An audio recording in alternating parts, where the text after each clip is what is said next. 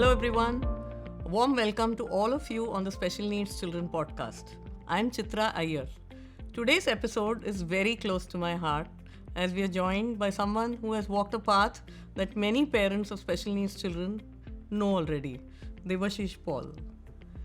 Professionally, Debashis is a seasoned management and marketing strategy consultant with clients spanning India and the US.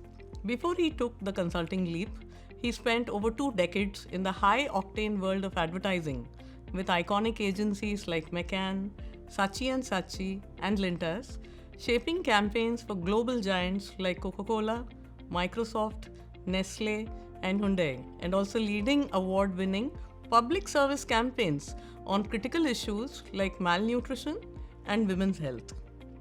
But beyond the boardrooms and awards lies a father, a thinker, a communicator.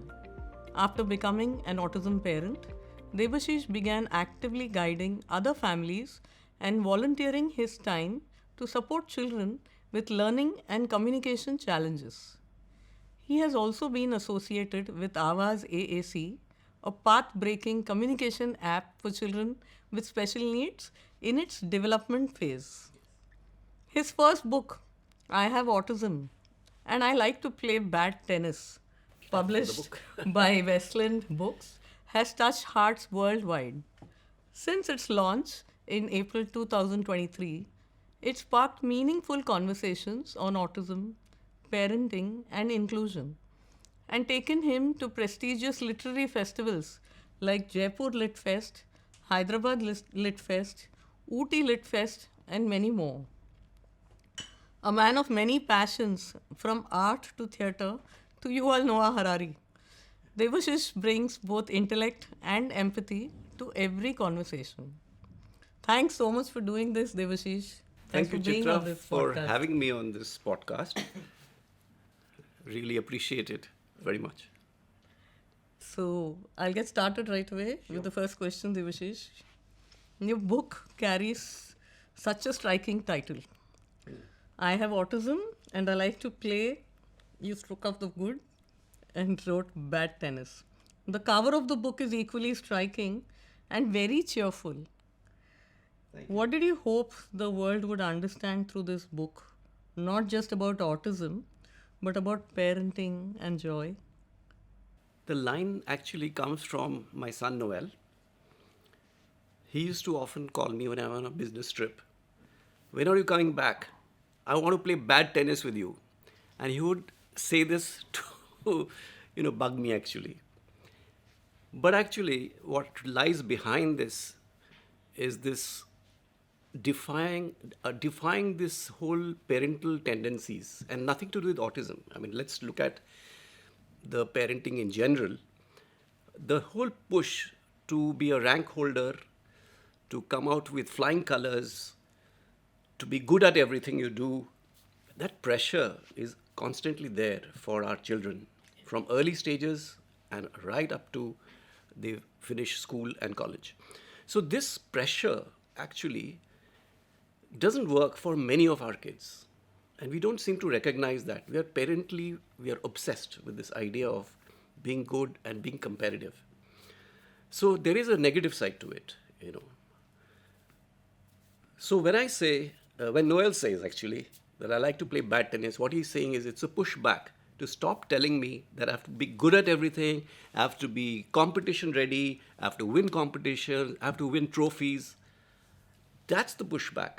But the important thing to understand is it does not mean that he is not enjoying tennis.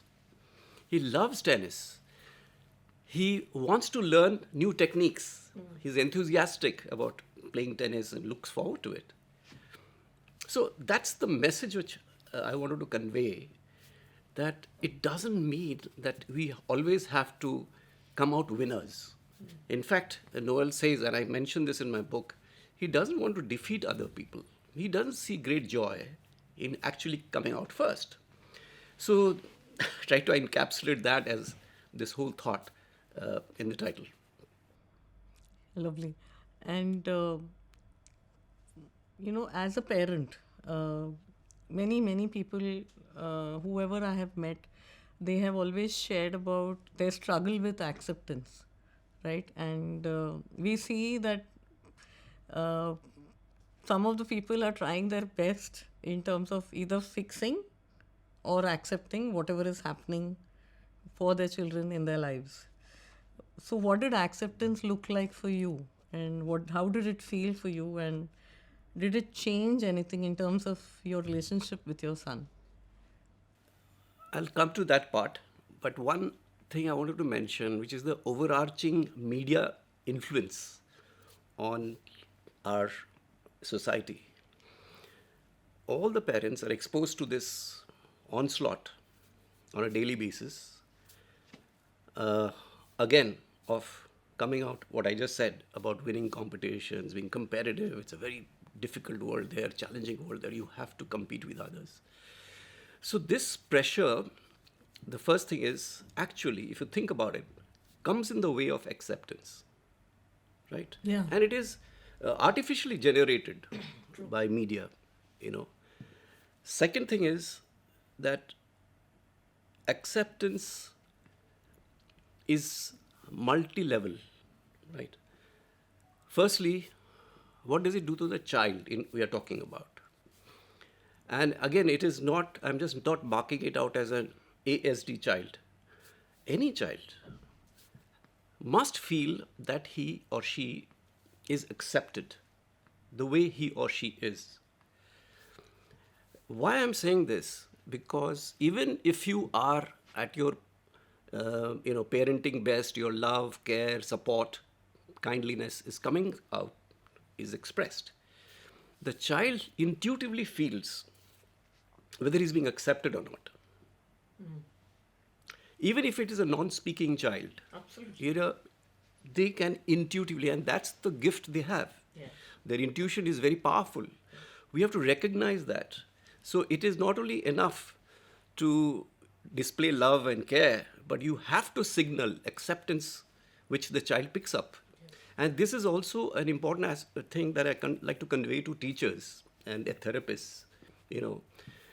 As soon as the child walks into the therapy room, does he feel accepted the way he is? Yeah. So that respect, that extending dignity, even to a small child, is crucial. So acceptance is extremely important part of raising any child. Now we come to ASD, where there are so many complex difficulties. So we say we have to work on ourselves to get into acceptance. I had, like you asked me about how does it look for you? Well, it was the fixing thing approach earlier. Yes, there is a problem, let me fix it. There's a therapy, it'll make it work. But you have to first, there has to be wholehearted acceptance. And it has to come from within. So if it has to come from within, no external, source or a guru would be able to get to that. You have to work on yourself, you have to dialogue with yourself, you have to challenge your own thought processes, the deep entrenched, prejudices that we have. We have to first break those ourselves first. So there's a lot of work to be done by yourself, The second thing is, once you have acceptance, oh my, there is so many pathways open up. And that happened to me, and it took a long time. Years went by.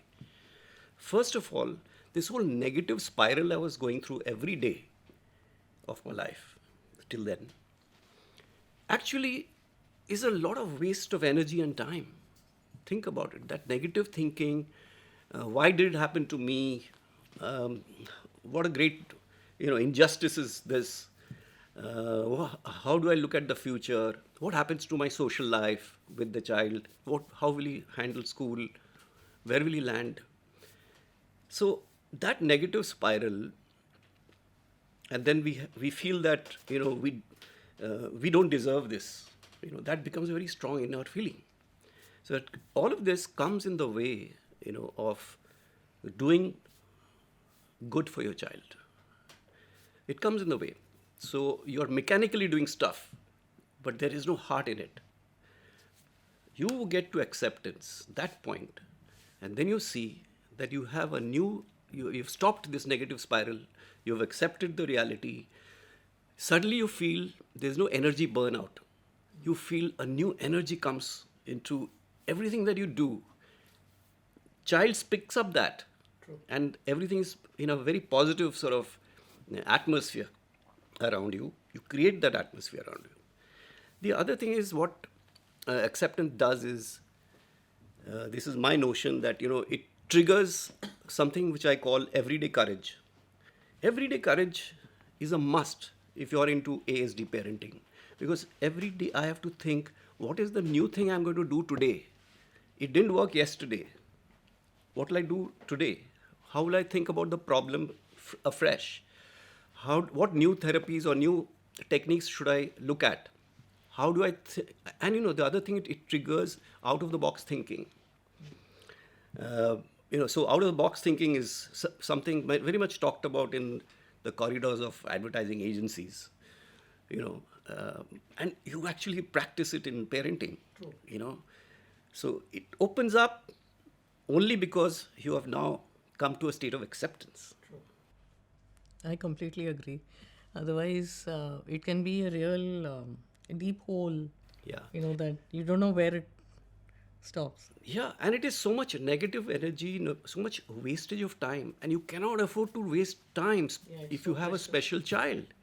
One quick thing I wanted to add is acceptance also helps you recalibrate your life. For a young corporate executive, businessman, professional, the way you have planned out, typically affected by the competitive world, etc. You want to get there, here, at this position, this kind of earning, this kind of status.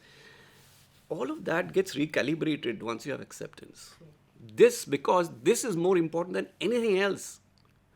So you are ready to make those, perhaps slower steps in your corporate and career, all of that. So recalibration for me is crucial. And then, and it is only possible once you accept the situation. Yeah. I think this is a wonderful thought for all the parents who are listening, who are still going through that phase of struggle. Yeah. So, you meet many families, you meet many parents. You're meeting parents who have just got a fresh diagnosis, you are meeting older parents. What is it that you're telling them? How do your discussions go? So, maybe I should read a little bit from my book, just a little bit, sure, which perhaps sets the context. So, there has been an exponential growth in the subject knowledge of neurodiversity. We all know that. Advances in research, advances in medicinal therapies, learning devices, educational tools, incredibly easy to use teaching apps now, limitless resources, really. But expert advice, new knowledge of therapies and prescriptions are not the only things that parents need. They need courage every step of the way to hold up against societal negativities, that humiliation which is bound to come in your social life and your family life. They need the strength to crawl out from the caverns of hopelessness. They need help to laser cut through the bars of the cage of prejudices. They need new energy to think differently so as to benefit their child. They need a growing awareness, a growing sensitivity, and understanding that is supportive.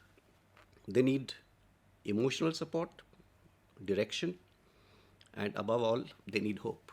Yeah. So when I talk to parents as a counselor or a coach, I first get them out of this cage, They have to free their minds. They have to begin to be fearless. And only then, and you accept the situation of the child, respect the child, wholeheartedly love the child, and only the solutions and pathways, they will automatically come to you.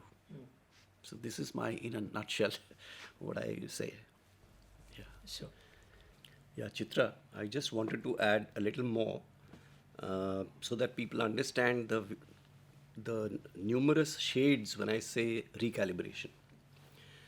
So the first thing is that when I say recalibration, it is not only of your ambition, career, job, and this is, I'm saying, not just the father, it is father, mother, and anybody else who is there as the caregiving unit of the family. It could be a grandmother, grandfather. That caregiving unit has to recalibrate. And I'll just give you a few instances of what I meant by recalibration beyond your personal ambitions. How do we travel? Okay. Travel with an autistic child at the age of 6, 7, 8, 9, 10, in fact, up to the teens, is not easy. We all know that. But then that was only one dimension that used to prepare the child before a travel. Then we used to figure whether the mode of travel, should it be air or train. And there the cost consideration, of course, was a factor. So very often we used to travel by train from Delhi to Calcutta. We had to coach him, pre-coach him, how it will be. Sometimes we used to reserve 2 seats. So that's the recalibration, 2 seats for him so that he gets ample space and there's nobody, next to him, because we all know most of our kids, they need open, free space, open space. The other thing that started happening is we could never go for a family vacation, the classic family vacation. And by that time, Noel's sister had arrived. So 4 of us could never go for a vacation. You know why? Because by that time we were flying and Noel got comfortable about flying. Actually, train was much, he got adapted to train, and it was structure. The train structure was very clear in his head, how one had to be and what to expect. But we wanted him to get the structure of flying by airplane, so we moved to flights. Again, he got conditioned to that as well. However, we could never go for a vacation because I had this thing that what happens, or even my wife and I would never take a flight together, not the same flight. If we were to go to a destination, we had to take separate flights. So people, our friends, and just wonder what a peculiar way of, travel. Why can't you all come together to the destination? So I had this bug in my head. What if there's an air crash? Who will look after Noel? So consequently, we had to take this decision, and I shared it with Noel's mother and sister, and they were all aligned on this. So recalibration is so many things. Think of, for example, in Delhi, when we moved there, we were looking for either a ground floor or a first floor, because at that time Noel used to be very hyperactive, and I had this fear that he might just to check out how much he can jump, he might just jump off the balcony, because he at that time did not have the perceptions of danger and all of that. So you had to pay more in Delhi for a ground floor or a first floor, by the way. So that's the adjustment we had to make. So similarly, which school would he go to? Will Noel's sister go to the same school? That was a very difficult decision to take, because there are obvious advantages and there are numerous disadvantages. Noel is going to get bullied in school. That is taken for granted. So even if it's a special school within a special section within a integrated school atmosphere, bullying will happen. Children don't know how to accept neurodivergence. And we always talk about inclusion. You'll see long experts talking endlessly about inclusion. Inclusion has to happen in schools, with school children, not just special schools and integrated schools or regular schools. They have to learn to accept neurodivergence, be sensitive, empathize, all of that. How to communicate with them. So that nobody's doing, So that's one area of major work, actually. How do you train the next generation about inclusion. You know, everybody will talk about inclusion. There are policies on inclusion. It's there in our education policy. But on the ground, what is it that we're doing to make sure that in next 10, after 10 years, this issue doesn't exist? At least in schools and colleges where ragging is rampant, teasing, bullying, all of that. So that's the downside of it. But then we, reflected on this. Would she become a far more protective child, sensitive child, if she's actually subjected to this, where Noel is humiliated or exposed to those kind of circumstances? So that was a call. So that's recalibration. She got admission in another school, one of the top best schools of, I should not use this word best. Google has taught us to use. You always search by saying best. It's terrible. So it's one of the very good school, well-resourced schools. But we took that call not to put her in there, So this is all part of this recalibration theme that I talk about. You have to. And then which doctor to go to, for example. Yeah. Very important decision. He might be very high caliber doctor, but if he's not sensitive, he doesn't treat Noel with dignity, does not understand his TIM behavior, then it's a no-no for me. I will not go to him. So this happened many a time, So, and I'm sure all parents can relate to what I'm saying. So that sensitivity, inclusivity, even with among doctors, is also lacking. It's very easy to say theoretically, but when you encounter, so Noel is to go to a doctor. The first thing he would do is go up to him. He was fascinated by his specs. Now, the frame or whatever, he used to just pull the specs out. Okay. And then he will place it on the table. Not that he will wear it, he will just place it on the table. Now, this could be a source of enormous irritation at the first instance. Yeah. But this doctor, he was so cool about it. So, what happens to parents? They become very stiff. Oh God, again it's happening, sort of thing. That moment, you're stuttering about, trying to explain, sorry, but, he does this. But the doctor was so cool, and then he became Noel's doctor. Yeah. Both of them had an instant connection, I took him to and he was very much into singing. So I found a singing musician teacher for him. And then he walked into his house. First thing, I've just introduced him to the music teacher, walks straight into the house, opens the fridge, and checks out all the things that are there. He's not taking anything. This guy got so irked.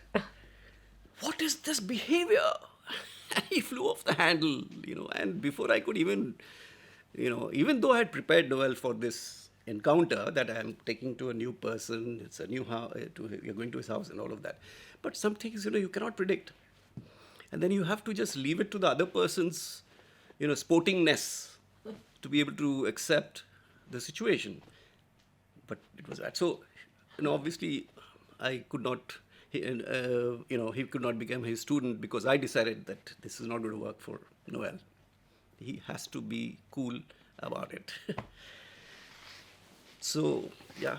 So, you mentioned when you were talking about various phases for a parent, right? That it's not that something's happened to them in their journey and that's it, it's done.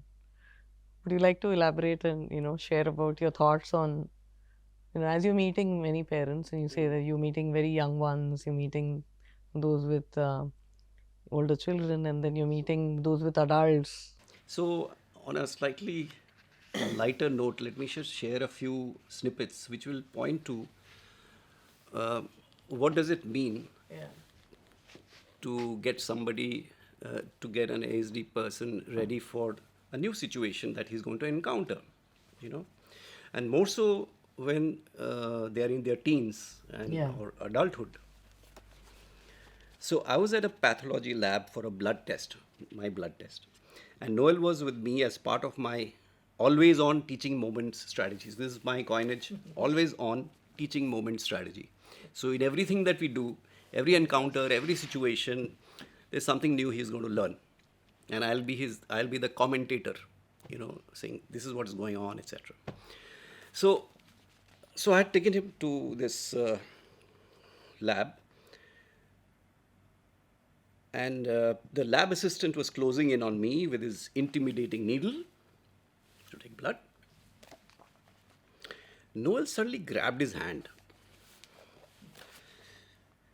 Don't take Baba's blood, take mine for Baba's blood test. Okay.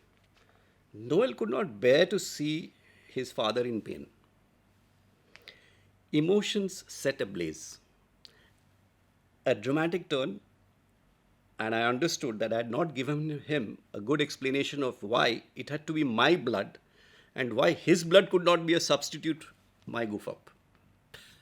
So we used to have everyday situations like these, and every time I came back, in spite of backing my, always on teaching moment strategy, mein kar raha hu, but I always came back saying, I missed this one.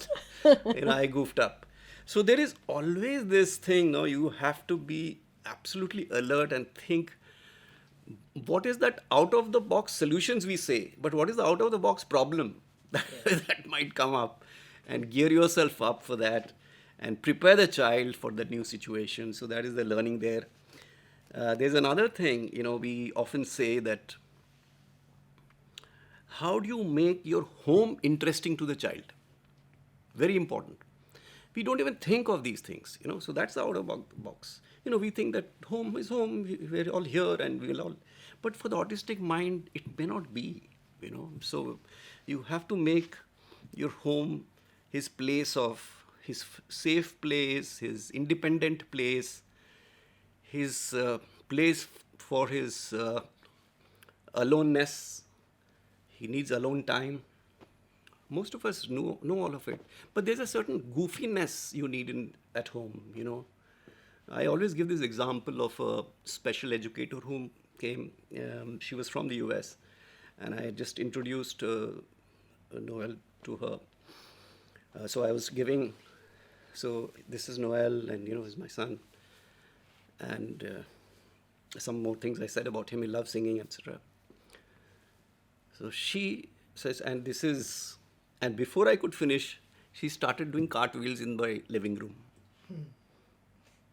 This is who I am. And you won't believe it. And Noel is very, like every autistic child, he's very reticent, and he doesn't want to immediately, communicate with someone new. And he was in splits. And the next thing I know, everything she said, he complied with. Lovely. So, and she did not make eye contact in that initial phase. She just came in, and like I said, this one, she just took a look, and no eye contact, no what is your name, shaking hands, none of that.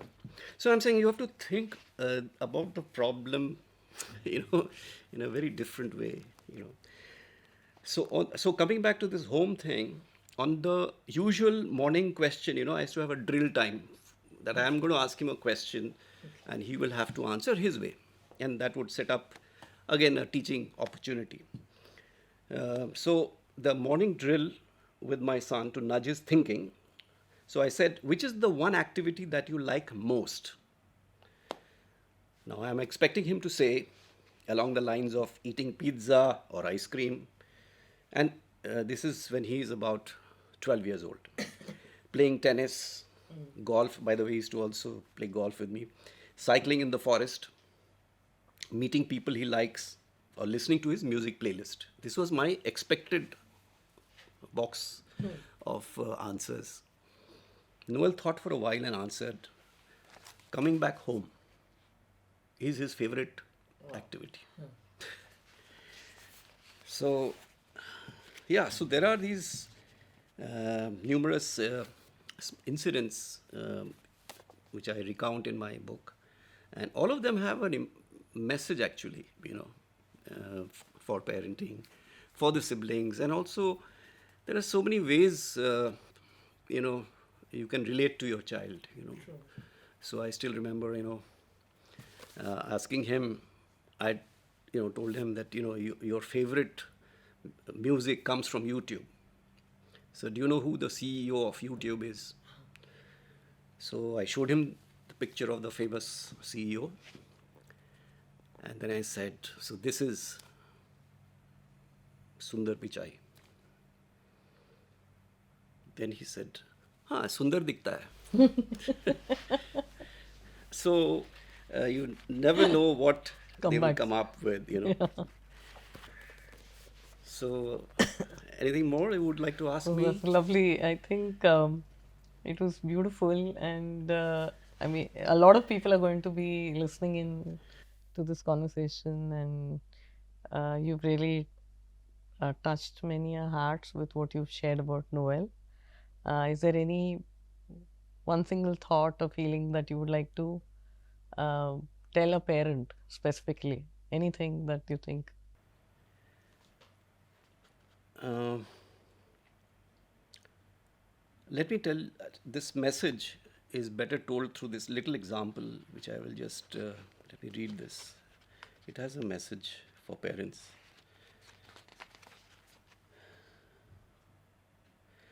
So, learning to travel in the Delhi metro was a big step forward for Noel.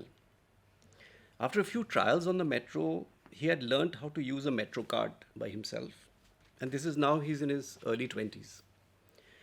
And navigate his way through the crowds alone. With me, of course, watching him from a distance. I'm not next to him holding his hand, no. But I'm there somewhere. He knows that.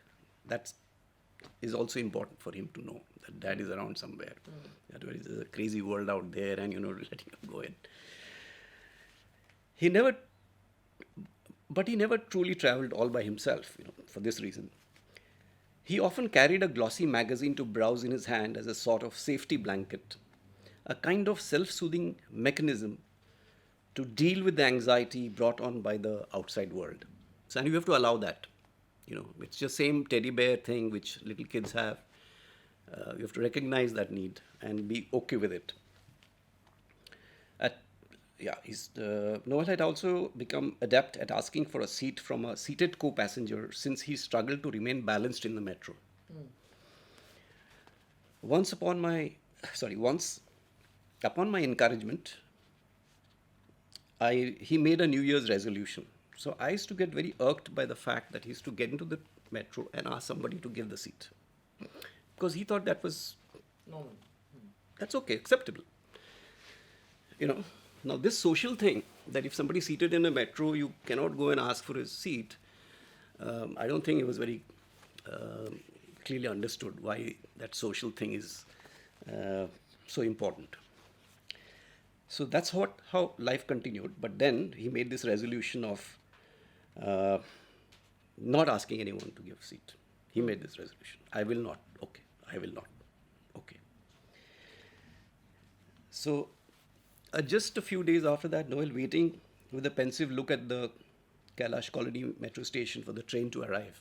Very anxious now. Today I will not be asking for a seat. And he used to ask randomly, whoever is nearest, The anxiety bubbled up in his head. What if it was crowded and there was no empty seat? That was the anxiety. He would have to stand quietly through the journey, holding on to something in order to not break his newly made resolution. He will have to continue standing. The metro arrived and there were no seats available. Noel genuinely tried quite hard to stay fearless while standing in the crowded metro. But you know what? His courage ran out in just a few minutes and he began gasping for breath. In the grip of fear, he turned to the row of seats near him and said, "Mujhe seat dijiye, please. Give me a seat, please." He got his seat, sipped some water from his bottle, and all was well. But not for me, because he had broken that resolution, one would think. Noel had acute proprioceptive deficits. So he was unable to maintain proper balance while standing in the state of motion. So this is a part of the ASD issues. The boy had really tried. Seeing him caving in like that made me feel guilty for pushing the seemingly impossible. All of us have physical limits, and we must acknowledge that. We do not have to deliver on all our resolutions. We need not always win. It is the attempt that is of greater importance. So many compelling lessons were learnt all in one moment. Thank you, Debashis, for sharing Noel with us. Thanks for sharing about your journey. Friends, that was Debashis Paul.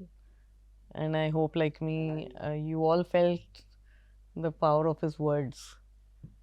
Please read Noel's book. I was going to say that please get your copy. I hope you also get your copy and go through this entire journey that these books have. So, Debashis, thank you so much for joining us today. No, pleasure. And opening your heart so generously. Through your book, your advocacy, and your lived experience as a father, you remind us that love doesn't need fixing, only understanding.